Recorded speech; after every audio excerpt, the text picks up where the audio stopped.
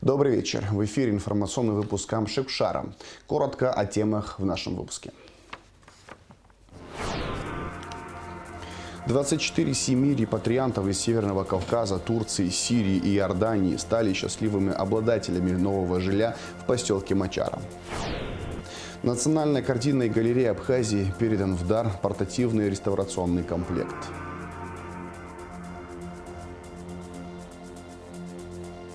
Вышел в свет сборник кандидата исторических наук Саиды Возба, куда вошли свидетельства детей и внуков, репрессированных в 1937-е годы прошлого столетия.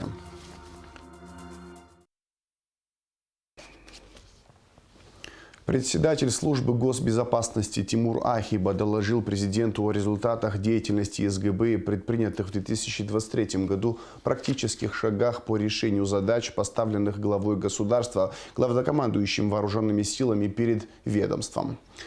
Аслан Мжаня был проинформирован о деятельности, включавшей в себя вопросы защиты и охраны государственной границы, а также укрепления материально-технической базы ведомства и дальнейшего совершенствования ее работы.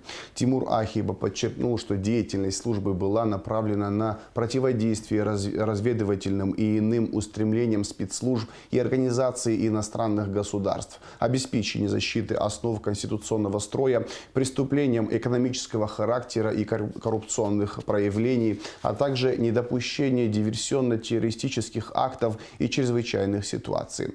По результатам оперативно-розыскной деятельности было возбуждено 23 уголовных дела, осуждено 18 граждан. Спецслужбы в минувшем году провели более 150 мероприятий. Также имели место выезды спецподразделений в зону проведения специальной военной операции. В числе важных направлений работы СГБ на встрече были названы вопросы противодействия политическому экстремизму, а также деятельности неправительственных и международных организаций, финансируемых недружественными государствами и их спецслужбами.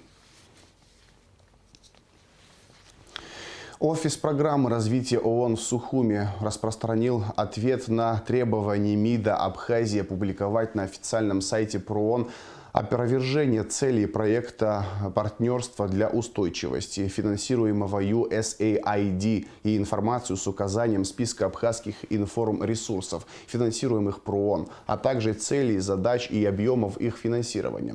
ПРООН, как международная организация, не может комментировать информацию, которую публикуют на своих веб-сайтах другие международные организации или агентства.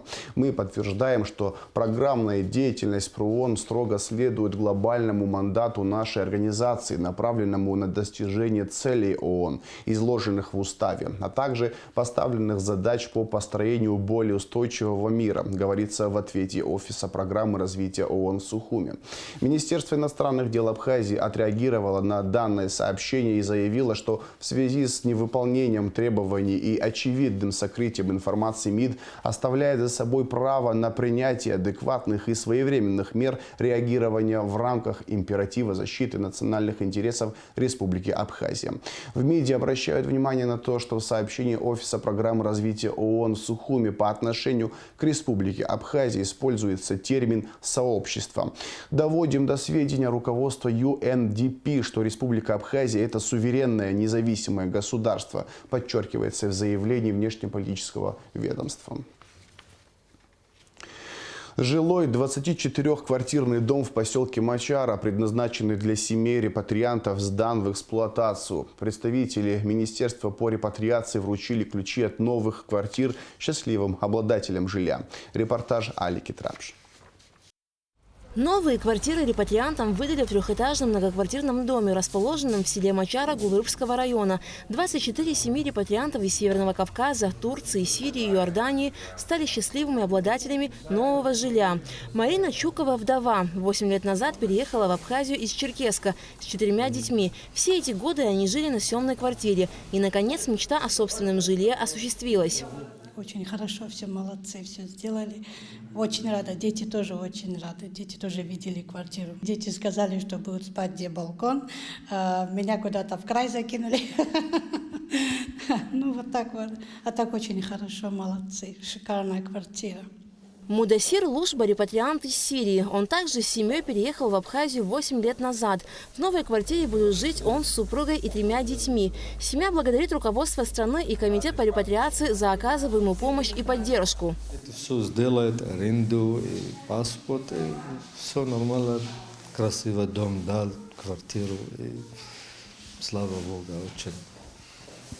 очень хорошее, что они сделали для меня. Да.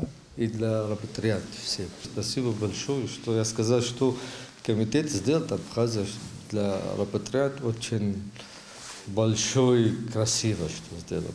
Во всех квартирах уже завершены внутренние отделочные работы. Установлены двери, окна, проведены коммуникации, холодная и горячая вода, электричество.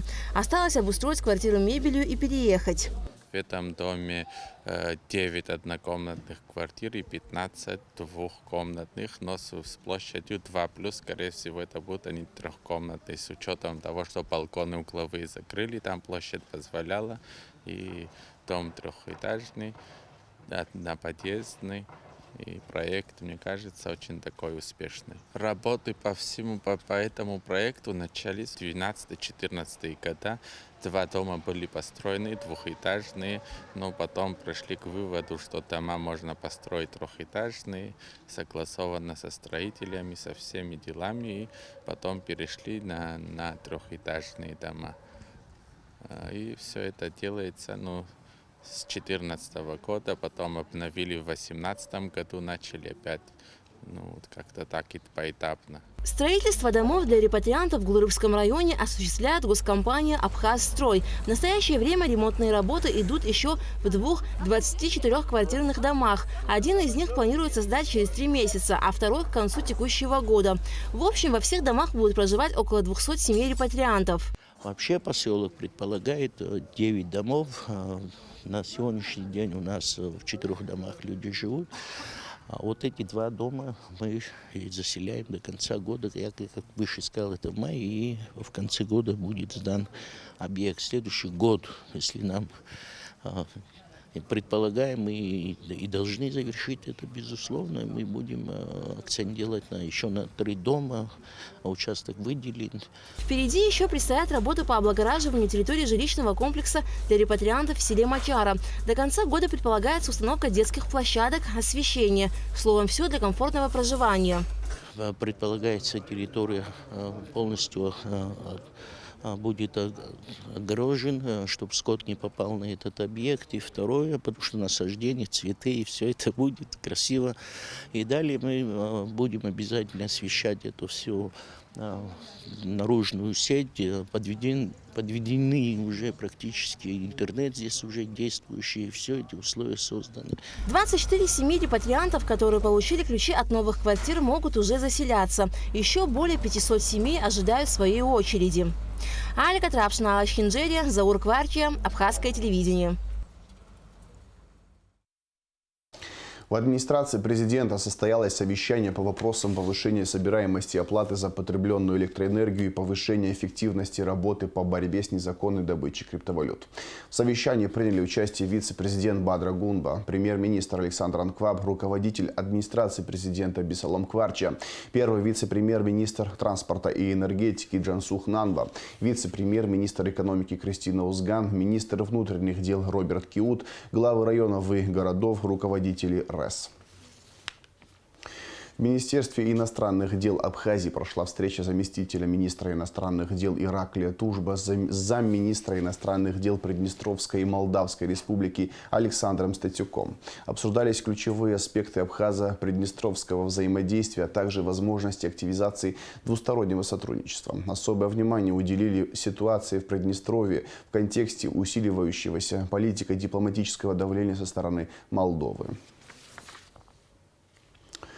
Абхазские дипломаты приняли участие в 7-м глобальном форуме молодых дипломатов на полях Всемирного фестиваля молодежи в Сириусе.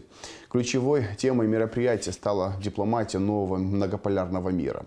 В рамках форума перед участниками выступил министр иностранных дел Российской Федерации Сергей Лавров, официальный представитель МИД России Мария Захарова, а также ряд экспертов в области международных отношений. Национальной картинной галерее Абхазии передан в дар портативный реставрационный комплект от компании Master Light. В набор входят 2 светильника видимого света с высоким уровнем цветопередачи, 1 ультрафиолетовый светильник, штатив и блок управления освещением. Для чего предназначено оборудование, узнавала Шазина Ханагу. Шаг на новый уровень смогут сделать отечественные реставраторы с помощью нового оборудования при восстановлении пострадавших картин, спасенных из пожара в здании Союза художников. Светильники специализированного оборудования имеют очень высокую степень цветопередачи, практически как у солнечного света. Они позволяют избежать искажения при реставрации картин. Это установка для реставрации предметов искусства. Установка с 2 видимыми источниками света. Световая температура 4000 кельвинов. Высокий уровень цветопередачи, около 98. Есть такой индекс CRI, Color Rendering Index. Он как раз показывает нам, какая цветопередача у приборов в реальности существует. У Солнца это 100 единиц, у этого прибора около 98. Третьяковская галерея, Государственный Эрмитаж, Русский музей и другие музеи Российской Федерации работают с оборудованием компании Master Light. Также эти комплекты используются в Германии. Оборудование разрабатывалось с учетом пожеланий реставраторов. Национальной картинной галерее также передан комплект очков для защиты глаз при работе с ультрафиолетовым источником света. Установка может работать на штативе, а также можно устанавливать на рабочее место реставратора. В данный момент мы на нашу установку смонтировали ультрафиолетовый источник света. Он также подключается к блоку питания, как и видимые источники света. Вот сейчас мы его включим, мы видим свечение. Особенно это заметно на каких-то белых предметах. Ультрафиолет нужен для проведения непосредственно исследований. Какие-то записи на картинах, следы предыдущей реставрации. Реставраторы как специалисты, они знают все это. Реставрационный комплект подходит для исследования всех видов живописи – иконописи, графики, фотографии, керамики, цветных камней, драгоценных металлов. Следует отметить, что группа реставраторов из России, прибывшая ранее в Абхазию, уже провела первичную работу. Очень серьезным контактом Министерства культуры России и Абхазии, Министерство культуры Абхазии, сразу же после нашей трагедии прибыла большая группа реставраторов из разных больших музеев и центров реставрации имени Грабаря.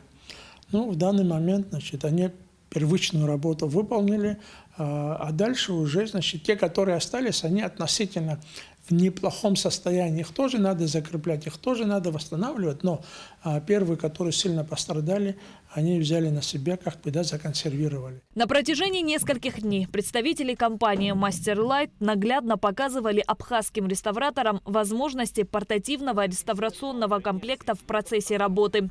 Директор фонда Национальной картинной галереи Сурам Саканя отметил важность полученного оборудования в процессе реставрационно-восстановительной деятельности. Я сейчас не уверен, что на всем Кавказе больше ни у кого нет, но почему-то я убежден, что у ближайших наших соседей, как Сочинский музей, может быть, даже Краснодарский, во всяком случае, не все музеи имеют такую аппаратуру для реставрационно-восстановительных работ. Реставрационно-восстановительными работами уцелевших картин будут заниматься Анзор Саканя, Леонид Инык и Маяна Габлия. Компания Master Light – популярный российский бренд высококачественного светодиодного оборудования и аксессуаров, предназначенных для создания систем освещения различных уровней сложности. Компания специализируется на разработке и производстве специализированного оборудования для музеев. Это оборудование как для экспозиций, для проведения выставок, подсветки предметов искусства, так и для реставрации, для лаборатории реставрации живописи, и других видов реставрации. Вот в данный момент, в частности, мы, узнав о трагедии, которая произошла в Национальной галерее Абхазии, решили внести свой посильный вклад в общее дело и передали в дар установку для реставрации, в частности, живописи. За 25 лет работы покупателями продукции Master Light стали более полумиллиона человек. С использованием продукции бренда реализовано несколько тысяч проектов по освещению. Основные приоритеты компании всегда остаются неизменными. Это безопасность, эффективность, качество и надежность. Шазина Ханагуа, Алексей Гухава, Абхазское телевидение. Незаконно приобретенное и хранимое огнестрельное оружие изъято у жителя города Сухум. Подробности в оперативной съемке МВД. Незаконно приобретенное и хранимое огнестрельное оружие изъято у жителя города Сухум Какуля Роберта Раминовича, 1994 года рождения. Изъятый карабин без номерного обозначения, как впоследствии установлено специалистами экспертно-криминалистического центра МВД Абхазии, является нарезным огнестрельным оружием заводского производства самозарядным карабином конструкции Токарева калибра 7,62 мм, технически исправным и к производству выстрелов пригодным. Оперативные мероприятия по выявлению и изъятию огнестрельного оружия провели сотрудники ОУР УВД по городу Сухум совместно с уголовным розыском Ачимчирского РОВД. В отношении гражданина Какулия по признакам состава преступления, предусмотренного частью 1 статьей 217 Уголовного кодекса, возбуждено уголовное дело и избрана мера пресечения в виде подписки о невыезде. Расследование проводит отдел дознания УВД по городу Сухум. Гендиректор Абхазского драмтеатра Алхаз Чулокуа примет участие в 4-м культурном форуме «Арт Курултай». Итоги форума подведут 11 марта в Башкирском государственном театре оперы и балета на планерном заседании «Культура в диалоге времен» с участием главы Башкортостана Радия Хабирова и министра культуры России Ольги Любимовой. В деловом форуме «Арт Курултай» также примут участие представители Беларуси, Южной Кореи и Китая. На днях в Абхазском институте гуманитарных исследований презентовали сборник Саиды Возба «Молчаливое поколение». В книгу вошли свидетельства детей и внуков, репрессированных в период с 1937 по 1956 годы. Сборник издан при финансовой поддержке благотворительного фонда «Амшра». О книге, ее героях и авторе в репортаже Лауры Капш. «Молчаливое поколение» – так называется сборник свидетельств детей и внуков репрессированных в период с 1937 по 1956 годы. В книгу вошли воспоминания очевидцев, потомков жителей Абхазии, репрессированных в 30-40-е годы. Издание состоит из двух частей. В первой собраны воспоминания детей репрессированных, многие из которых были сами депортированы. Вторая часть состоит из воспоминаний внуков жертв репрессии. Первая моя запись состоялась в 2017 году, когда встретилась с Адилей Шахбасовной. На меня большое впечатление, как я думаю, на всех, кто познакомился с работой Адилей Шахбасовны, не могу забыть, большое впечатление произвела. И дальше, записав воспоминания, я решила продолжить работу. И уже активно этим процессом записи занялась в 2019 году. И у меня разные категории, то есть это сами репрессированные, дети репрессированных и внуки репрессированных. Благодаря организации «Амшра» сборник увидел свет. Взяв книгу в руки и перелистывая страницы, читатель оказывается в другом мире. Он на себе может прочувствовать ужасы, пережитого репрессированными и их близкими людьми. Данная книга – подлинная история людей, столкнувшихся с жестокостью государственной машины, и посвящается памяти жертв политических репрессий. Автор книги Саида Возба лично собирала материалы и беседовала со своими героями. Разные истории, люди, судьбы, но всех их объединяет одно – боль, страх и переживания за своих близких. На меня, наверное, такое впечатление не производили бы сегодняшние события, если бы я не стала записывать воспоминания этих героев, потому что они пронесли эту боль и проносят по сей день.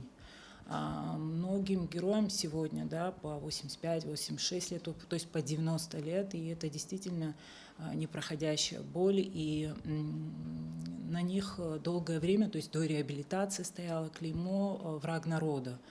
И это клеймо, оно касалось не самих репрессированных, да, касалось абсолютно всей семьи, детей, жен, то есть и с детства, находясь в школе, учась в школе, они знали, что они враги народа. Сегодня я пересматривала перед тем, как с вами встретиться, одну героиню, Белу Ачба, и вот она рассказывает, как, будучи ученицей 5 класса, к ним пришли проверяющие и попросили встать детей репрессированных. Она рассказывает, а мы не понимали, что значило этот термин «репрессированные». И мы сидим, говорит. И когда сказали, чьих родителей в 1937 году сослали, мы, говорит, стали, а нас было несколько человек. То есть детям врагов народа было тяжело состояться как личностям. Автор-составитель, кандидат исторических наук Саида Возба проделала большую работу по сбору информации. Она опросила 22 сыновей и дочерей, а также 9 внуков тех, кто пострадал от сталинско-бериевского террора. Каждая беседа и встреча сопровождалась болью, слезами и сопереживанием, говорит Саида. Это были не только отцы и матерей, ссылали, расстреливали. Многие вообще не знали о жизни, то есть их сослали, многие не знали о том, они живы, не живы, жили с надеждой о том, что вернутся отцы, да? Но они не возвращались. И эту боль они по сей день проносят, и поэтому невозможно не переживать, записывая такие истории. Мы сами дети войны, да, мы пережили войну, и поэтому для нас, как для современного поколения, главная задача — напоминать друг другу, что мы не должны возвращаться к этому. Мы должны сохраниться как нация, как народ. Да? Для этого мы должны помнить свою историю. Тот, кто помнит историю, он никогда не вернется в прошлое.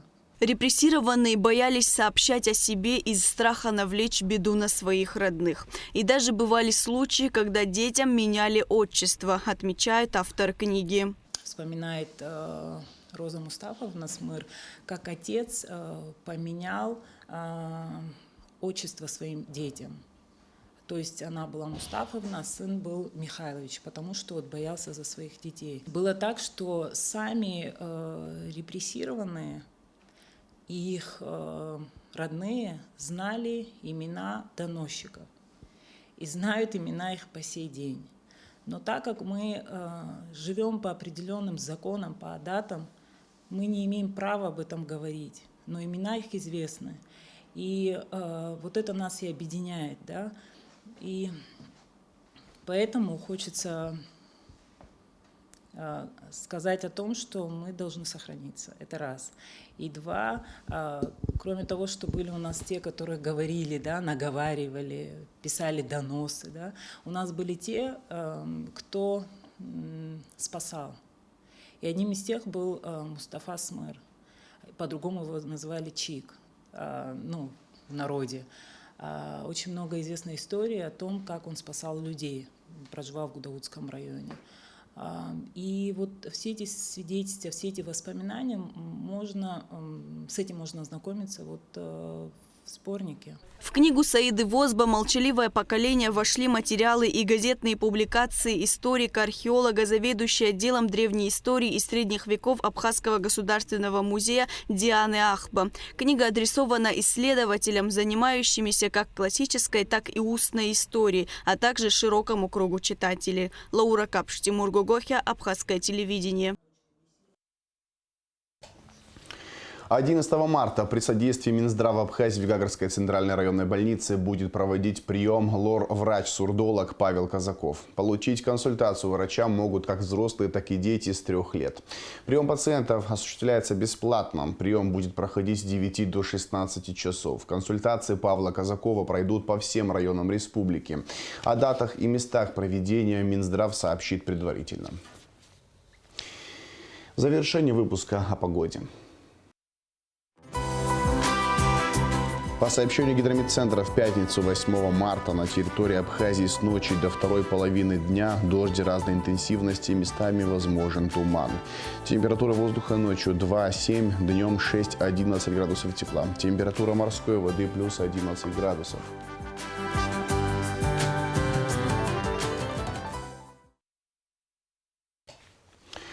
На этом информационный выпуск Амшукшара подошел к концу. Всего хорошего. До свидания.